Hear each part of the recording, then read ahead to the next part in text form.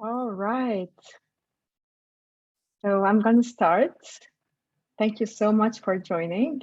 And my name is Ruba, and I'm very excited today to be with you and to share with you a step-by-step guide to help you stop compulsive overeating and have a harmonious relationship with yourself. So I'm a recovering food addict, and in this webinar today, which will be 1 hour long, I'll be sharing with you lessons and insights from my food addiction recovery journey. So let me tell you what we will be going through today. So I'll be telling you a little bit about me and sharing some of the mistaken mindsets that sabotaged my relationship with food and the beginning of my change journey, my food addiction recovery steps, the mistakes that I have made, but also the successes, and taking you through my everyday secrets as well. So yeah. So a bit about me. I'm a Lebanese Ghanaian. I grew up in Ghana and then moved back to Lebanon. And then as an adult later on, moved to the United Arab Emirates. I was an overeater for 40 years. That was, so right now I'm 45. So that was 5 years ago. And yeah, I totally relate to each and every overeater because I was one of them as well. And I used to do treasure hunts because my mom would hide the food. I would always eat in secret. I would do diets and then gain much more weight. And I've tried so many things to try to control my food, and it never worked. I grew up feeling so hated. I hated my body. I felt that my mom did not like me because she was so much trying to control my food. And yeah, so let me tell you a little bit about my core values. I love adventure. Any day where I discover something new is a beautiful day for me. I love my freedom. I love to be free. I enjoy so much nature. I'm a highly sensitive person. I'm very sensitive to nature, to any changes, to people, to light, to anything, which brings a lot of beauty with it, but also brings a sensory overload that I have learned to manage outside of food right now. And well-being is what drives me right now. So I left the corporate world a few years back to find more meaning in my life. And I'm now a food addiction counselor, but also a biodynamic breathwork and trauma release practitioner. And I'm also the author of a book, Beyond the Emptiness, How I Found Fullness Outside of Food. And yeah, I established an online business to help people in their well-being journey and to help people like me who have been struggling with food and who continue to struggle with food, and also to help people that are overworking and that are workaholics and to really help them relax. And the purpose of my online business is because I want to have a calm and flexible lifestyle. And I want to be able to live a life that is centered around my values of well-being. So yeah, this is a little bit about me, and this is a little bit how well-being is driving me right now and drives all the decisions that I take. So let me tell you, the 40 years of overeating, what was going on? And I know it's a common pain for all of you. And for those 40 years, I thought that willpower was the solution. I tried all my best to control myself, to control my eating, to no avail. To no avail. I could not control my eating. Every time I controlled my eating, I went back to overeating. And whatever weight I lost, I regained much more of it. So, and I wouldn't understand. I would feel like, why is it that other people can control their food intake, cannot eat as much as I'm eating? My mom tried to control my overeating. My family, my grandmother, my cousins, my aunts, everybody had a say about my food. Everybody tried to control my eating, and it didn't work out. And this climate of controlling my eating led to a lot of self-hate. I hated my body. I hated God. I hated myself. I hated everything. So what happened is, for my survival, my body did not exist, and I moved to my mind, and I was living in my mind as if my body did not exist.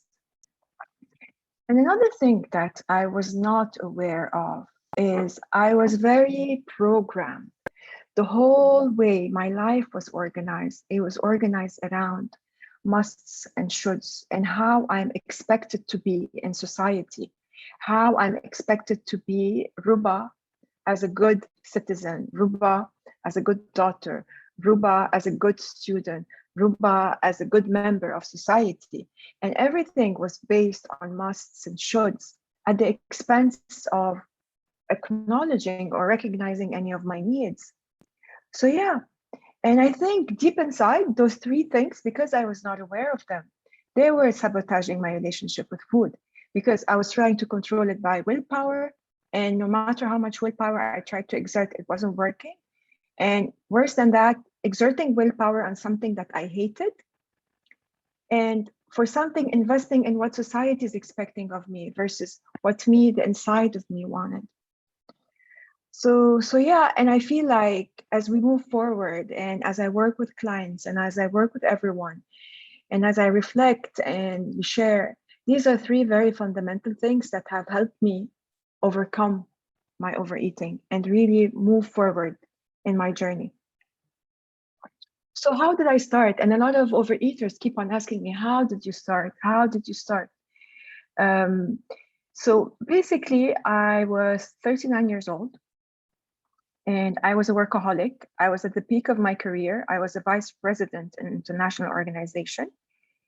And I thought I was at the peak of happiness. However, I was not happy. My job was extremely stressful. I was working on a zillion time zones, constantly traveling, and my weight kept on going up and up and up. So everything in my life was in control except my food.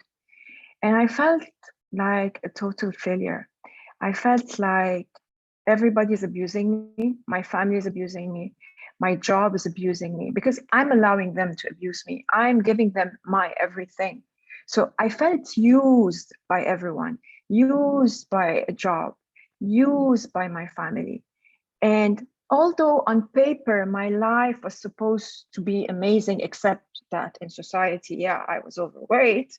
This is how they perceive that. I was miserable. I wasn't happy, and nobody wanted to validate my unhappiness. So I started searching for answers. And the first answer I got was I was investing too much in things outside of my control. And the thing that was within my control, my self love, taking care of me, was not the thing that I was spending any time on. So I decided to gradually shift my attention from others to me, to taking care of me, to getting to discover me, to befriending me, this enemy, this big enemy that I had, which was me and my body, and to really become friends together. And this was the beginning of my journey. So, well, what is food addiction recovery? So the food addiction recovery model is very much similar to alcoholism. It's very much similar to drug addiction. And it uses the model of there's an addiction in the brain. Obviously, not everybody is a food addict. However, for those that are food addict, we have started using food very early on. And obviously, it's not any kind of food. We don't overeat tomatoes and we don't overeat broccoli and we don't overeat lettuce. We overeat stuff that are high in sugar and fat and flour. We overeat stuff that are processed, that usually have a label, that are manufactured with powdered stuff. We rarely overeat wholesome food that comes from nature naturally. So the model was very much based that from when I was a child, very, very early on, before my brain was developed, I realized that food, high in sugar and flour, of course, tranquilizes my emotion and without really noticing. And And the thing that it did, although food was the fix, my emotions were not developed. I was not connected to my needs. I did not know how to deal with life outside of food. So, what the recovery model helped me is, first of all, break my obsession with food, creating a structure in my eating, and refraining from food that fuel the obsession. Because the brain has a high on those foods. The brain is addicted to those foods. And it's not actually a physical hunger, it's a craving. It's the brain that is driving this obsession with the eating. And the way to break this obsession with the eating is to refrain from what is creating this obsession, which was sugar and flour. And so that was the first step. The first step was to clean my body, was to detox my body, was to allow my body not to be anymore fueled by this craving for sugar and flour, so that I'm able to restore this relationship, my relationship with myself. Because food was a distraction, food was a tranquilizer, food was my abusive lover. And my relationship with food was not a balanced relationship, especially when it came to food that was high in sugar, high in flour, high in fat. So for me to be able to restore my relationship with myself, I needed to remove the distraction of food so that I can grow outside of this addiction to food. And I went through a journey and a transformation of really mindfulness and embodiment, beginning to love myself, to connect to myself, to get to know the stranger that is in me, that has been my enemy for so long, developing curiosity about my discomforts, because actually we're overeating to run away from our discomforts. And actually, when we eat, instead of running away from those discomforts, the discomfort becomes higher and higher and higher. So, so what happened is I had to learn to live, to understand, and to befriend this discomfort and start seeing what is the message that this discomfort is trying to tell me. Because the message that this discomfort was trying to tell me was that something was not okay. And that was when my journey of validating my needs, of connecting to myself began. So rather than focusing my attention on taking care and attending the external world's need, I began going inwards and starting to understand, well, Ruba, what are your needs? I am emotional right now. Okay, instead of having to tranquilize my emotions before with food, when I stopped eating the tranquilizers, now my emotions were alive. So I started learning how to deal with my emotions. Okay, so if I'm anxious, what am I anxious about? Food is not going to solve the problem. So learning, okay, how can I cope with anxiety? How can I calm myself outside of food? What are the needs that I have? Is it a need to sleep? Is it a need to rest? Is it a need to cancel a plan? Is it a need to slow down? Is it a need to express myself and say no? Is it a need to distance myself from certain people because they're toxic and they're sucking my energy? So, really starting to understand, what do I feel? And because behind this feeling, there's either a need that I'm ignoring, sometimes unintentionally ignoring, because this is how I was conditioned as a child, and that was the case for me, or needs that I am not accepting, which goes into this validation process. I should not feel stressed because I can take care of it. I'm much stronger than being stressed out. I should not feel afraid. There's nothing fearful about that. But as a matter of fact, I was feeling the emotion and I am afraid. So the process was a day by day process of learning to understand my emotions, to accept my emotions, and to validate the need behind that emotion. And being able to restore this relationship with myself, being able to accept myself and to treat myself with loving kindness has allowed me to begin to find fullness in life. Because again, overeating is a compensation for an emptiness, is a compensation for a hole. And this hole, although we feel it in our stomach, it's actually a hole for fulfillment in life. It's a whole for finding more meaning in life. It's a whole for really attending to the root causes of our discomforts in life. So it's a spiritual whole. And what the journey allowed, when my body was clean and I broke my obsession with food, I was able to restore my relationship with myself, which allowed and created space for a spiritual transformation as well. And kind of these are, and what makes this program very beautiful is having those three components working in parallel, and not like having like a diet and then having a diet with a final date and then okay. And many of us are so fixated into a diet culture or the alternative of no diet culture. But when the alternative is a no diet culture and we have a brain addiction to food, it's not going to break our obsession with the food. And the best approach when we have a brain addiction to food is to refrain from the addictive food and finding fullness in life and connecting to ourselves. So what was happening behind the scene? At that time, when I started the program, my food was so chaotic. My food was all around the place. I ate very, very small meals that were very, very random. I rarely cooked, and I was mostly snacking all day long. Actually, I was working in a chocolate company and my office was in a chocolate factory, and I was eating 3 bars of chocolate a day. And throughout my life, many friends tried to encourage me to eat vegetables, and I would never eat vegetables.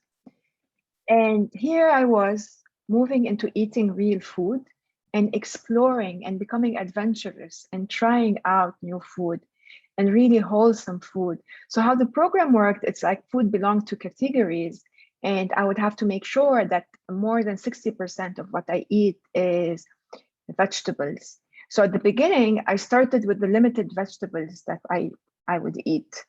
And then little by little, as my taste buds improved, because I wasn't having any flour, I was not having any food that was manufactured, I started having a much stronger taste buds that really loved wholesome food.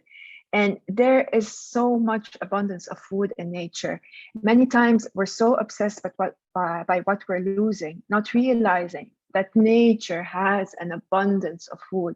And all it's going to take us is to really explore what nature has to offer us. And this is how my body evolved over 18 months. So the first picture to the left is my peak weight before I started the program. And then the evolution over time, over an 18-month period. Yeah. It took, I look at it, I cannot believe, I mean, what has happened. But what was much more important than the physical transformation was the emotional and spiritual transformation. And I had a happiness jar for that year. It was 2017. And this happiness jar, I opened it at the end of the year and I saw a lot of stuff come up. And here kind of was my page of a summary of it, of really feeling, getting fullness in so many levels. Of course, there was a weight transformation, but there was getting my energy back, taking time off to take care of myself, focusing on the now rather than focusing on yesterday and tomorrow, getting support from friends, getting support from family, feeling supported by life and feeling supported by the universe, versus being the superwoman who takes the whole world on her shoulders and takes all the load and wants to fulfill what is expected from her without really attending to any of her needs. So what happened is when I stopped sugar and flour, I wanted to do it as a why not? Try it out. I had tried everything and I was ready to really invest into my self-love because I was feeling like I had been taking care of everybody except myself.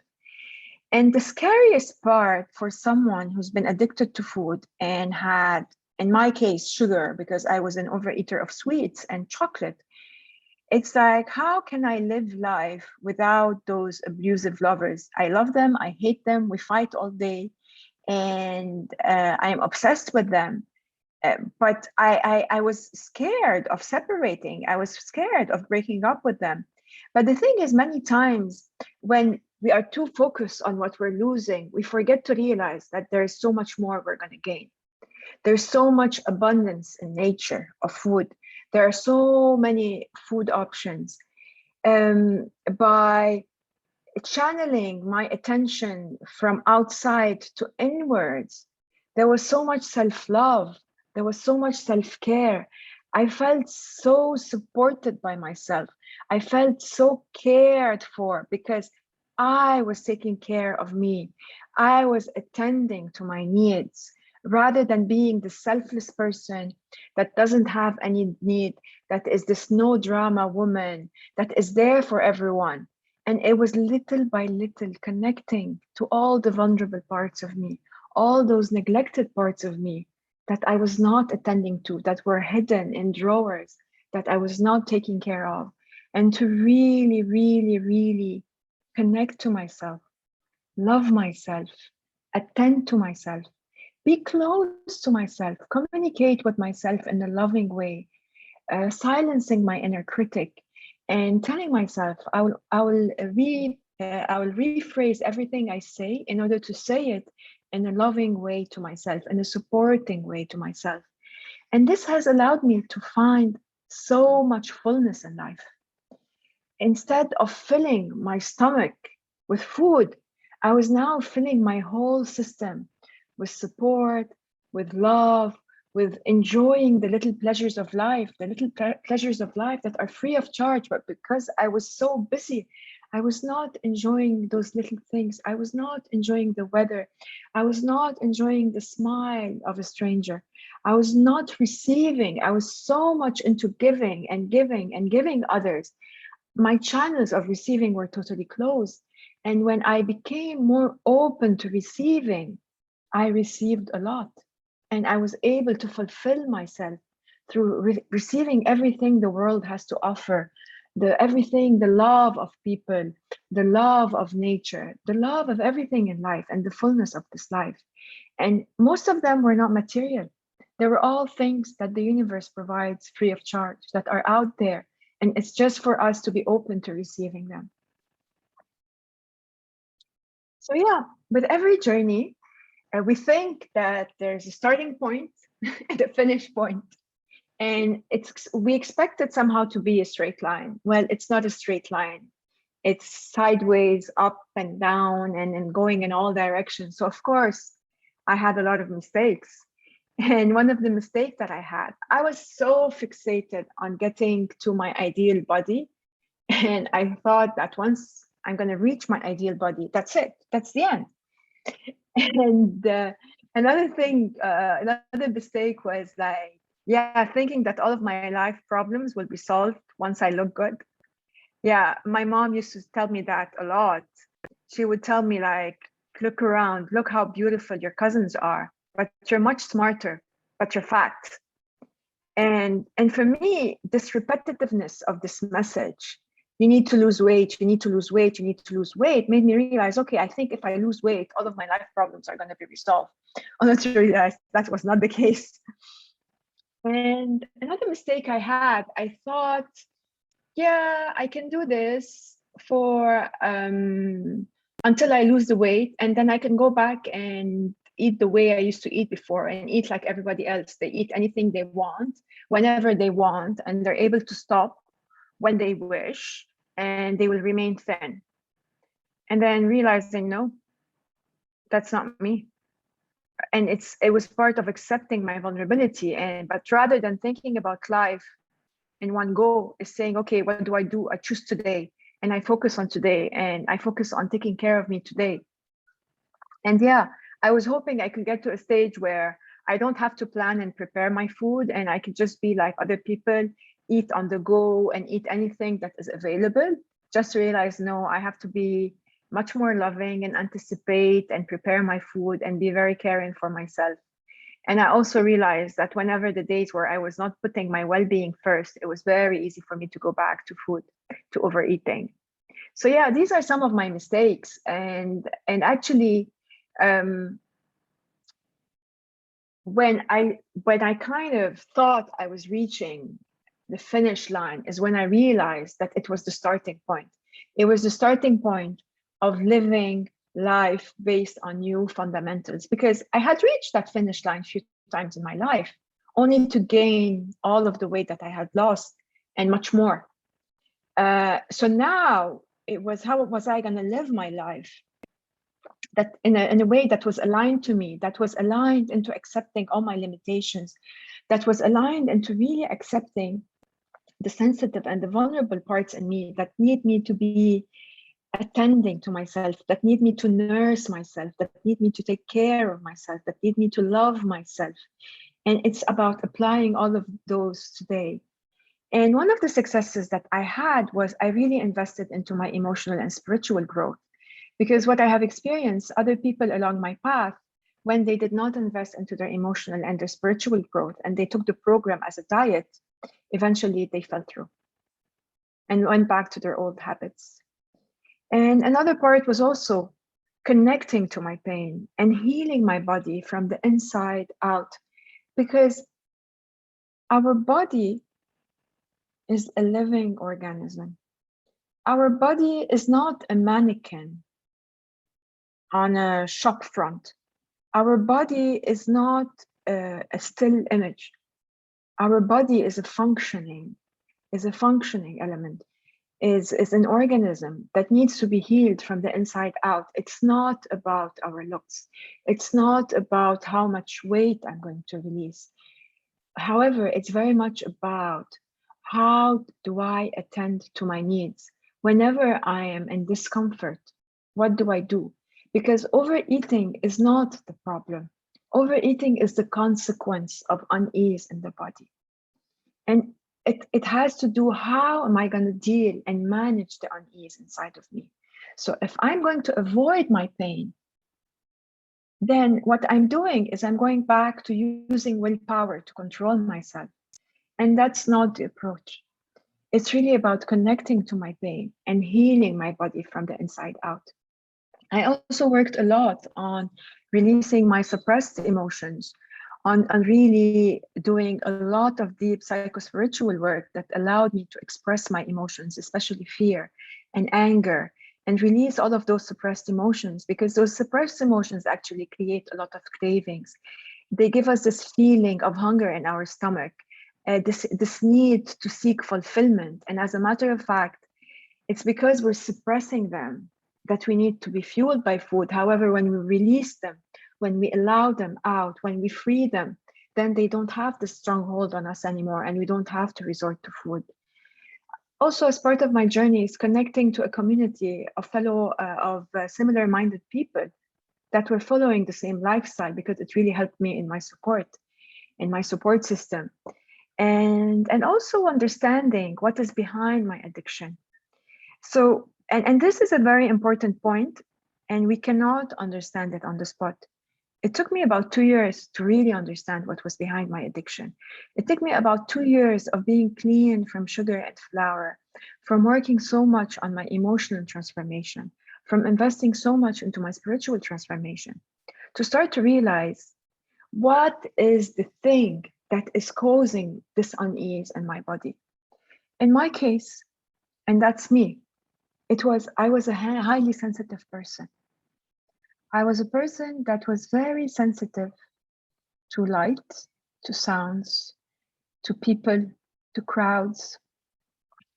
And the way my mother and the way I was brought up was to suppress them and to eat to tranquilize my nervous system.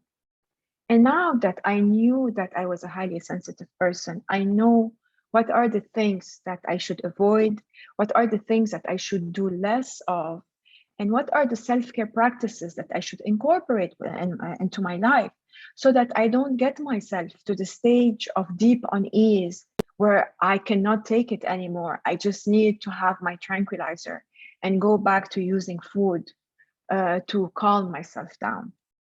So again, yeah, this is in summary some of the mistakes I did and some of the successes that led to my recovery journey. And my recovery journey is still ongoing because it's one day at a time, every day. And I don't think about tomorrow. I just think about the right time, right now, this present moment. So, in a way, food addiction recovery is a comprehensive program. And through my journey, I had like my inner side trying to negotiate.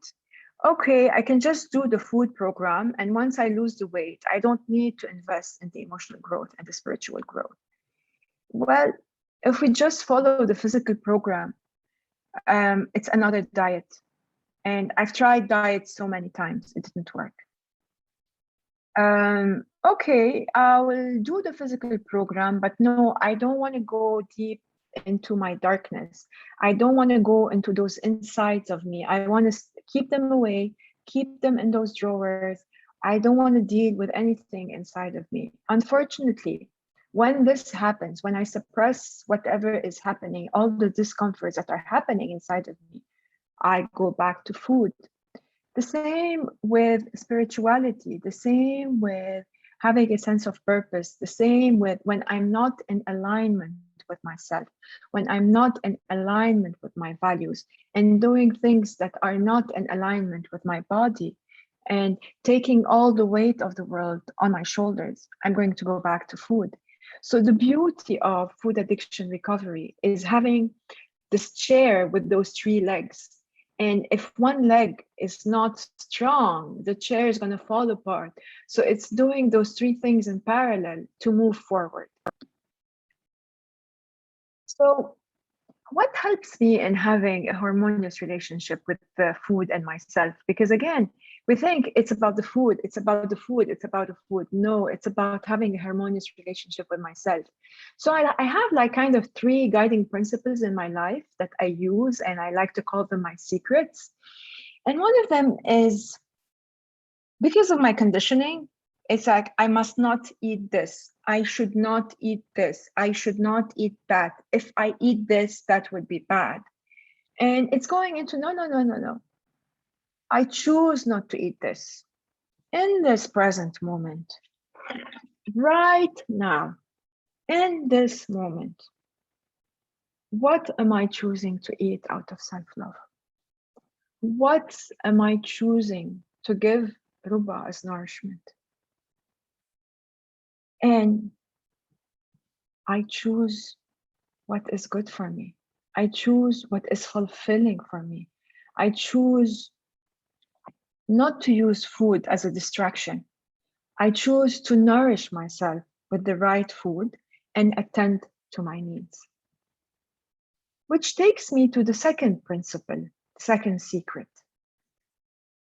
I was constantly at war with myself before in my 40 years of overeating. And many times these days, sometimes I catch myself at war with myself, fighting. And because now I have a mindfulness practice, I meditate, I breathe a lot, and I have this inner positive self-dialogue. I tried, I am more aware of the moments where I'm at war with myself. And usually when I'm at war with myself, it's I'm pushing myself too hard, I'm forcing myself to do certain things. It is I'm not accepting or validating my emotions and my needs. And that's when my invitation to myself is an invitation to harmony. It's to sitting with Ruba, acknowledging what is going on inside of me and not being judgmental of what is going on inside of me. It doesn't really matter, why am I tired? I'm not supposed to be tired. And why am I cranky? I'm not supposed to be cranky. Rationalization is not going to help me. What matters is validating that I'm tired right now. It's not really important why I'm tired. It's not really important this undesirable state that I'm in. It's not important why I'm there. What's important is what am I going to do to support myself go through it. And this is where the harmony comes from me being an ally of myself, from me having an inner nurse that I can activate to support myself.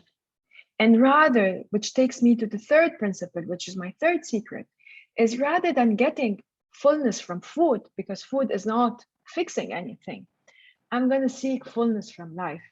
And I'm going to seek fullness from life by being open to being supported by life, by being open to being supported by a higher power, by being open to receive support from my partner, receive support from my loved ones, to feel that I don't need to do anything, and also enjoy the little pleasures of life, enjoy time in nature, and really filling my tank with the goodness that life has to offer, instead of pursuing material things and saying, okay, I'll be happy if I have this bucket list and I fill it with all kinds of material things. So right now, I fill myself with experiences, with a connection with people, with really going very deep in those relationships and feeling supported. So yeah, this is it in a nutshell. And I am now, we still have 20 minutes. So anybody who has any questions or any comments, the floor is open for any questions. All you have to do is unmute yourself and yeah, or raise your hand and I'll unmute you.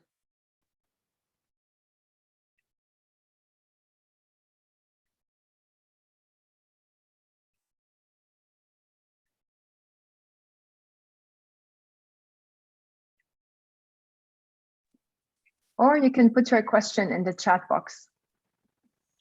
Hi, Ruby, it's Lindsay. Can I ask, how long did your detox from the sugar and flour take, and what was it like? Because that's the part that scares me, I think. Yeah, thank you, Lindsay, for the question. So basically, it varies from person to person. In my case, I was a very heavy eater of sugar. So it took me time, and usually the most, I mean, obviously the first few days are the hardest, the first week is the hardest, the first month is the hardest, and then it gets easier. So I think the first month per se is a month where you have to really think about taking yourself as I did an operation, or I am unwell, and you have to slow down a bit, slow down to take care of yourself. And as you learn how to manage your needs outside of food, little by little, you'll get better and better and better, realizing that it was not. But obviously, yes, there are detox signs. In my case, I had a foggy brain. I felt tired all the time, irritated at the beginning, but then it got better. And there were days when it was easier than other days. Of course, the days where that are strenuous and there's a lot of stress, they get harder, and I slow down. But it gets easier with time. And yeah. There's another question here from, I think, from Victoria. No, I'm not plant-based.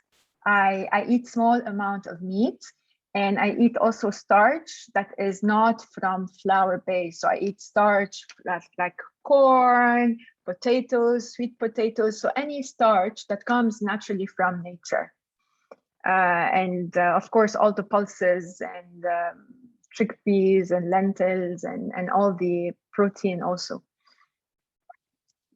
Another question from Nadine: can you explain how you support an overeater through stopping eating sugar and flour? Yeah, so here it's more about how I work with others, and the purpose today was to really talk about my journey and to inspire you through my journey. But I do support others, and I do have programs, and I am actually launching a challenge, and I'm going to share it to you. And since Nadine is asking, I can share the challenge with you. So I'm launching a challenge. Let me show it on my desktop here. Oops, where is it?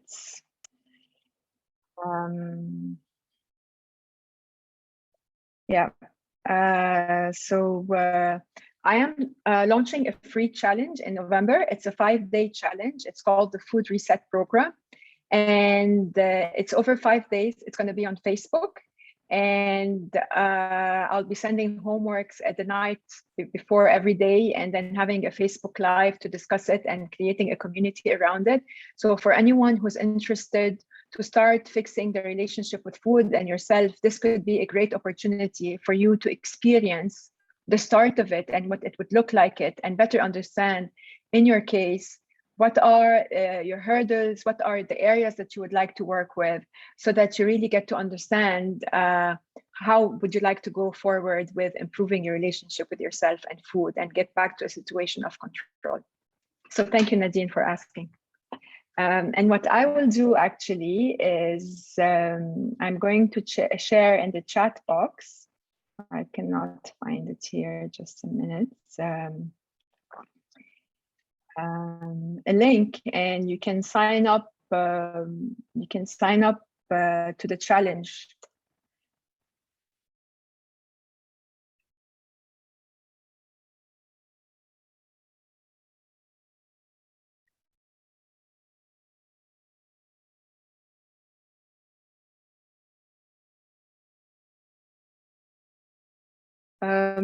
So any other questions? Ruba, I had a question. This is Mary Kay.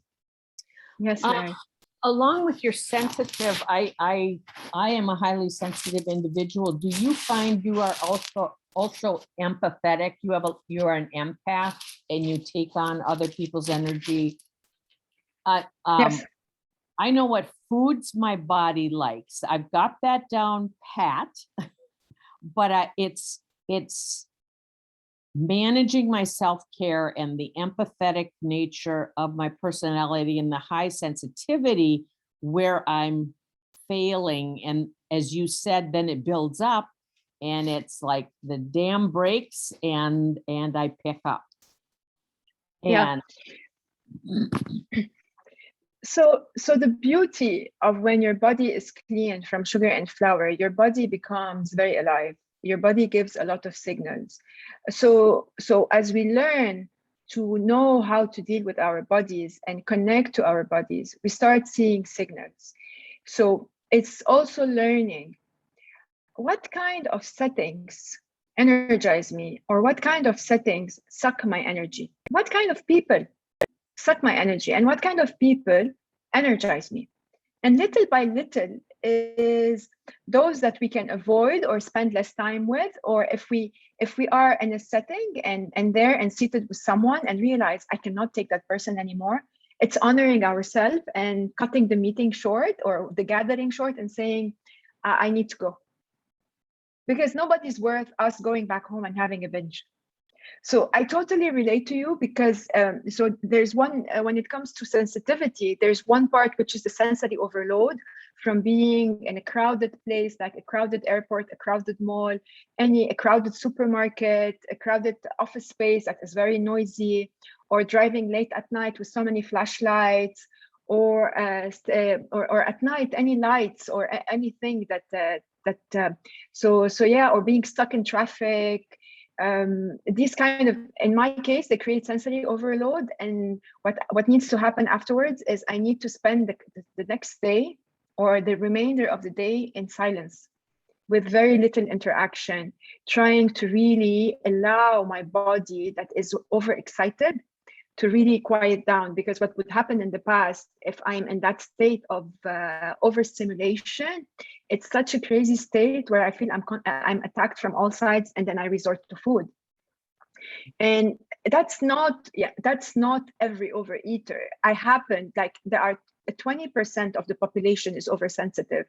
And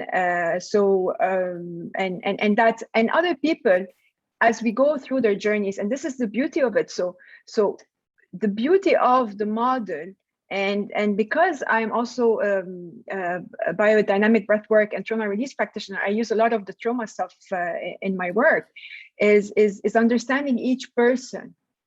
What is this overeating hiding? What is this addiction hiding? And it's a very personalized approach and a personalized journey of discovering what are the things.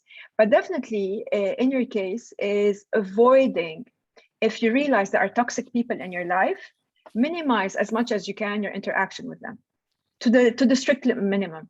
Because many times we're so nice and so kind, and we think, oh, I must do this, and how can I avoid them? I would be rude, or it's not nice. But nobody really deserves that we go back home and have a binge. I love that. Thank you. It describes me to a T.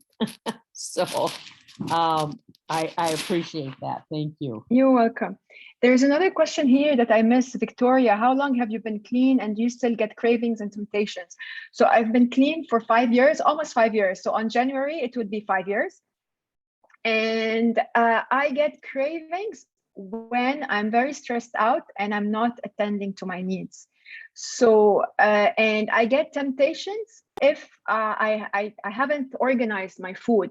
So what I do is I eat 4 meals a day, and usually what I do, I prepare my meals ahead of time, and I don't follow anymore the eating schedule of other people. What I have realized is nobody's worth me messing up with my life. So I try as much as I can to follow my eating schedule and eating my food, because this is what works for me, Faruba. This is what works for me, because the minute I stay hungry and wait for others, it activates my hunger, and I don't want to get into a situation where my hunger is activated. So I really, I have learned over time to understand and to plan ahead and to organize my day. And gatherings and seeing people are no more, in my case, about eating. I go to gatherings to enjoy the connection with people, to connect with them, to have a conversation with them. And it's not about the food anymore. It's about the connection to people. So the temptations and the cravings will always appear if we're not attending to our needs, if we're not organized in our eating. So the minute we neglect ourselves, it might not be the first day, it takes a few days, very much like Mary says, it's a piling up. There's a piling up that starts happening. And here why the beauty of the program and having a spiritual component is learning how to embed daily practices of mindfulness so that our mind, body, and soul are in harmony. Because when our mind, body, and soul are in harmony, we minimize the cravings and the temptations. But they don't go fully away, because there's a life and we're living the life like everybody else. But they, instead of them becoming orders, they become invitations for us to see what's going on inside of me and what am I going to do about it.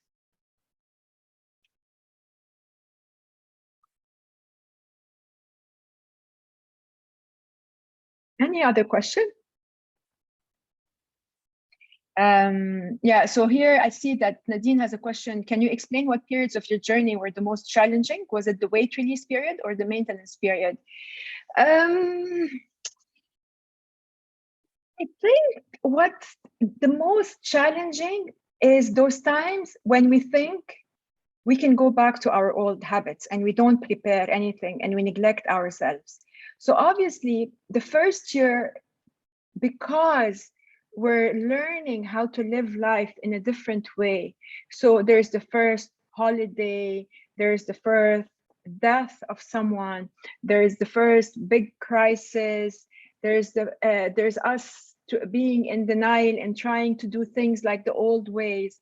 So definitely the first year is more challenging because we're learning how to live the program. But once we learn how to live the program, it becomes much easier. Of course, there are periods that are challenging where we feel like we're unwell and we don't understand and we're anxious and we don't know what to do with ourselves and nothing makes sense. And it's those periods where I really have to slow down, have to cancel plans. I really have to put myself as a priority and to really make choices. And at the beginning, putting myself as a priority was a challenge. And it took me time to embrace and fully embrace that nobody deserves me to have a binge. Nobody deserves me to go back home. Nobody deserves it. Nobody is worth it. So putting myself first, prioritizing my inner needs and creating a lifestyle where my inner needs are prioritized is what took me muscles to build and to really know how to organize my life in a structure that fits me rather than fit the structure of society. And that's the biggest thing that for me personally, because now I'm very clear on what works for me, and I try as much as I can to do it. However, there's a society and I have to follow society, so I try as much as I can, but I do have like things that I'm not willing to compromise on. Yeah, anything that creates a situation where that activates my hunger and I go back to binges is not something that I'm willing to do. So if we are to compare the release period and the maintenance period, when we are releasing the weight, it's very exciting. It's highly motivating. We just feel that we're transforming, and it's exhilarating, and it's realizing, oh my God, I am the queen of the world, and there's so much high energy. However, when the weight slows down and we realize it's not a journey of the weight release is a consequence of the new way of eating, the emotional transformation, the spiritual transformation, and then realize this is a day by day journey, and realizing that in those days where we feel tired and we're exhausted, is being gentle with ourselves and saying, I don't need to have everything figured out. I'll just do my best.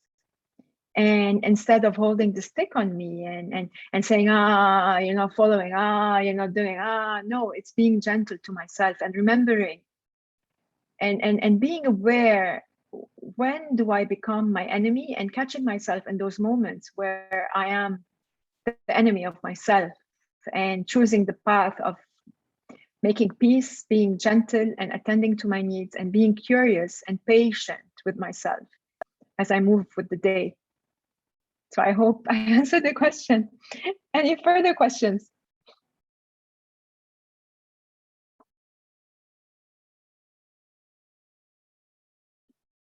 So maybe since you don't have any questions, I would love to hear your comment. Did you like the webinar? What resonated with you? What did you learn? Something new today? If you can just comment and put some final words about how did that go for you? So yeah, as you guys are writing, Victoria has the last questions about exercise. So exercise is not the most important thing. It's 90% is what you eat and what goes into your system. Exercise comes with time. It's not the focus. It comes with time. The most important is fixing your life and fixing your relationship with food, fixing your relationship with yourself, and really working on your transformation. And with time, as your body becomes lighter, it's integrating exercise.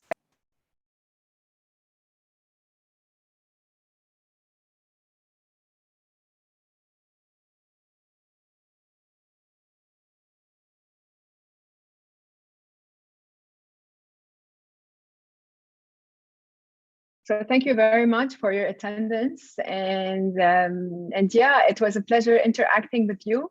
If you like what I'm talking about, if it resonates with you, please join the challenge. It's going to be a very fun challenge in 2 weeks. I'm going to put the link again, and I'll be sending you an email, and I'll be posting it on my Instagram account, so you will have other ways for you to do that, to do that. So please come and join me in the challenge, and it's free of charge as well.